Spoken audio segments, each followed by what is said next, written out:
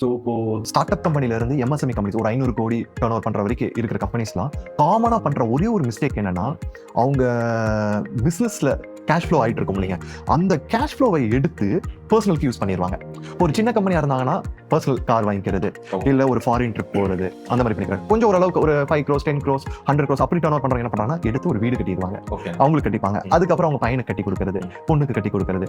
அப்புறம் என்ன டார்கெட் வச்சிருப்பாங்கன்னா, சில எம்எஸ்எம்இஸே பாத்தீங்கன்னா வச்சுக்கோங்க, எனக்கு வந்து பொண்ணோட மேரேஜ்க்கு எவ்வளவு லட்சங்கள் ஒதுக்கி வைக்கிறது அதெல்லாம். இப்போ ஒண்ணு புரிஞ்சுக்கணும், பிசினஸ் வேற பர்சனல் வேற, சரிங்களா? இப்போ நம்ம என்னன்னா, நம்ம பிசினஸ்ல வந்து வேலைக்கு இருக்கோம், அந்த மாதிரி தான். இப்போ நம்ம ஒரு எம்ப்ளாய்மெண்ட்ல இருக்கும்போது போயிட்டு அந்த பிசினஸோட கேஷ் ஃப்ளோவை எடுக்க முடியாது. அந்த மாதிரி ஸ்ட்ரிக்ட் டிசிப்ளின் வேணுங்க.